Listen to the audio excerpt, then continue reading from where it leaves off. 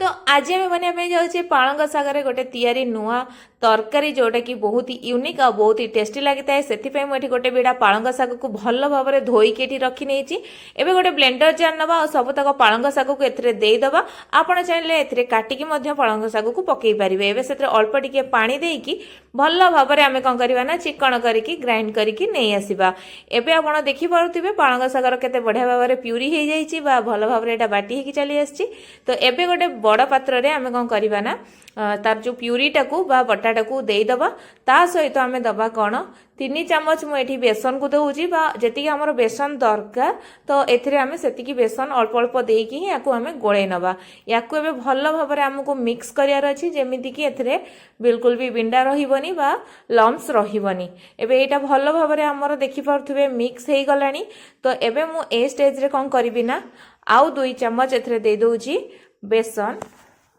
तापरे आमे जो प्यूरी रो जो माने मिक्सचर जार जो अल्प किछि लागितिला ना सेता टिके पानी पुरेकी अल्प टिके एथरे आमे पानी पुरेकी दे दबा से जो प्यूरीटा को तो एबे सेतरे अल्प टिके जुआणी दबा जादर कि यार बास्नाटा बहुत ही भल आसीबो और अल्प टिके आमे दे दबा गरम मसला बा आधा चामच गरम मसला दे परिबे तो एटी स्वाद अनुसार लुण को देबे तो एबे आमे कोन करबा ना सेते अल्प टिके हल्दी गुंड आ अल्प टिके आमे दे दबा काश्मीरी लंका गुंड जा फल कि यार कलरटा टिके भल आसीबो तो एबे ए मसला को सबु तक भल भाव में आमे कोन करबा ना मिक्स करनबा ए जो आमे बैटरटा बनाउजे तो एठी ना हमको बेसी पतला बैटर बनेबार नाही आपण देखि परथिबे एटा हमको बस गोटे मिक्स करियार अछि तो एटा एबे भल भाव में हमर देखि परथे मिक्स हे गलानी तो एटा बहुत ही मोटा थिला तो सेति पई एथिरे अल्प अल्प पानी देकी मु देखि परथिबे जेमति गोटे बैटर हमर बने ना जेमति इडली रो बैटर बने ना सेही भळा ही हमको बनेबार अछि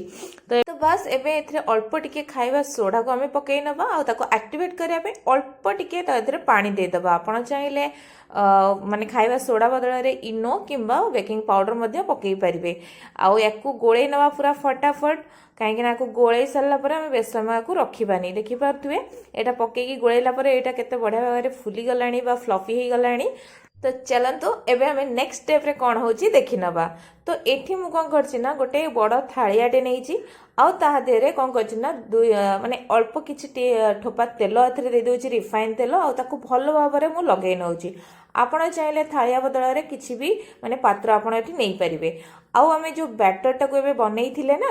तो सेटा को एबे आदर ओजाडी नबा ओजाडी साला परे कोन करबा ना एम्ति चामच साहाଯ୍य रे पूरा साइज रे सबु तक आमे समान भाव रे करके नै जिबा जा फल कि एटा हमर एतळे बेले सेट हेकी बाहरिबो तो प्रॉपर सेट हेकी बाहरिबो तो एबे गोटे इडली छांचर कौन कर 5 मिनिट आगु पानी को एमती भल भाव में गरम करके रखी नहीं आउ एबे जो ये थालियाटा को कौन करवा ना नहीं ता ऊपर रखी नबा आउ याकू पूरा लो टू मीडियम आंचरे आमको 7 ରୁ 8 मिनिट पर्यंत स्टीम होगा पाई छाड़ दबा एबे 7 ରୁ 8 मिनिट पर मु आपनको देखौची स्पूनटा हमर पूरा क्लीन आसुची ता माने एई जोडा हमर स्टीम पई बसई थिले पालंग सागर बैटरटा एबे एटा पूरा माने सिझी जाइची तो एटा पूरा भलो भाबरे हमें ठंडा होगा पाई छाड़ दबा एबे ता भीतर हम गोटे मसलाटे बनै नबा जेमति कि मु नै चेठी 6 ରୁ 7 कला रसुण गोटे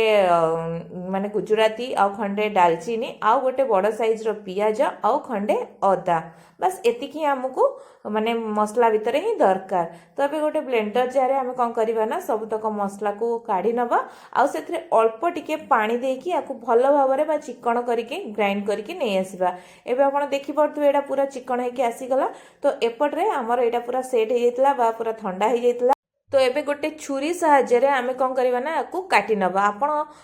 जेमती शेप चाहूचंदी ता आपण ताकू सेमती ही शेप देई परिबे जदी टी बड़ साइज रो करके रखिया पई चाहूचंदी ताल देई परिबे तो एटी मु स्क्वायर साइज रो शेप चाहूची तो छोट छोट करके मु एंती स्क्वायर साइज रो करके काटी नउची मु एटी आपण गोटे माने कंचा आपण करके देखो जो स्टीम हेइतला देखि परथिबे केते बढ़िया नरम हेइची तो यहाँ बहुत ही टेस्टी लगे खाया पाई मध्य तो चलतु ए सबू एबे मु आपन देखे दोची काढ़ी रखी तो एपटे तेल को भी मु रिफाइन तेल को आगु गरम करके रखी आगु काटिबा भितरे तो यही गरम तेल रे आमे कौन करबा ना सबू तक जो रखी आमे काटिकिनी पालंग सागर से जो बेसन देकिन आमे स्टीम देइथिले ना ताकू पकई नबा आ बेसी समय नहीं आकू लो टू मीडियम आंचर ही करिवार अछि आउ दीपट साइड टिके गोल्डन ब्राउन हेई गले याकू हमर काढ़ी नबार अछि तो एबे ए सब तो हेई गलानी ना आमे याकू कौन करबा ना एबे सबू तक तक आम एथुरु काढ़ी नबा। तापर मुझे कौन करना गोटे बड़ साइज्र आलू को भी एमती माने क्यूब साइज्र बा छोट छोट करके काटिकी नहीं एबे एई तेल रे याकू पकेकी टिके गोल्डन कलर हो गला पर्यंत भाजी नवा कहीं तरकारी रे टिके छणा वाला आलू पकेले ना टिके खाया ପାଇଁ भल लागि थाए आ ता टेस्टटा भी टिके अलग प्रकार आसी थाए। तो एठी एटा भल भाव रे जेहेतु हेई गलानी एबे आलू को सबुतक आम एई तेलरू बाहर करदबा। तो एबे आमे कौन करवा ना से जो तेल आमर बड़ा ना आम छाणी से अल्प किसी तेल को मुझे काढ़ी नहीं आए देदेवा से जेहतु गरम तेल थिला ये पाखापाखि 3 चामच तेल मु रिफाइन तेल को दे देइछि। तापर से देदेवा आधा चामच जीरा ता सहित गोटे तेजपत्र आउ आमे जो बाटिकी रखी ना मसला को एथिरे सबुतक आमे देदेवा। और ये मसला सबुतक आमे देई सारला परे याकु कौन करवा ना पूरा लो टू मीडियम आंचरे ही याकू कषिबार अच्छी 5 मिनिट पर्यंत जमती कि यार खाली गंध वासनाटा जमती आमर बाहरी जीवार अच्छी।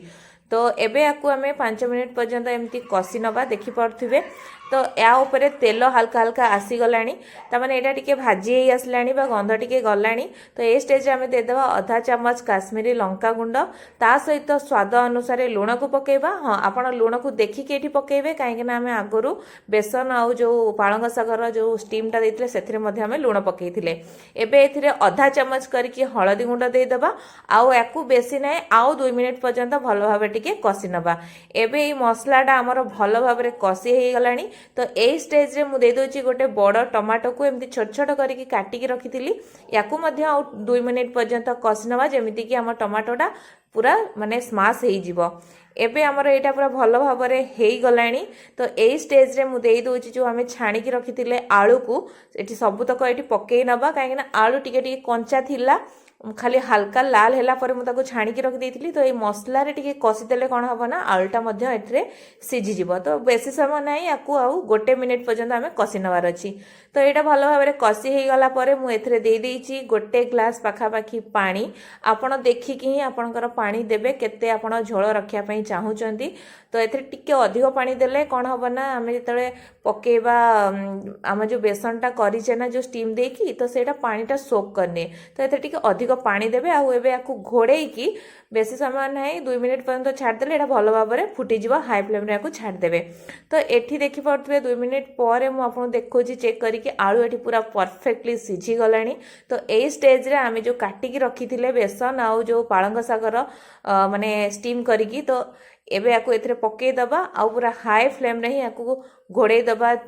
छाड़ी दबा 2 मिनिट पर्यंत घोड़े की जा फल कि एटा भल भाबरे सिझी जिवो मध्य तरकारी रे आउ तार फ्लेवर भी मध्य छाड़ी दबो। तो एटा एबे भल भाबरे हमर हेई गलानी। ए स्टेज रे आमे पकेई दबा किछि काटिकी रखि दिबा धनिया पत्र ता सहित किछि गरम मसला आउ बस एबे पूरा एटा पूरा हमर रेडी हेई जाईछि। देखिबे आपण थरे याकू घरे निश्चिंत बनेकी खांतु आउ किपरि लागुछि ना आम कमेंट बॉक्स रे निश्चय कमेंट करके जणातु। देखिबे बहुत ही स्वादिया लागे। ए शीत दिन रे ही पालंग साग मिली थाए। तो ए शीत दिन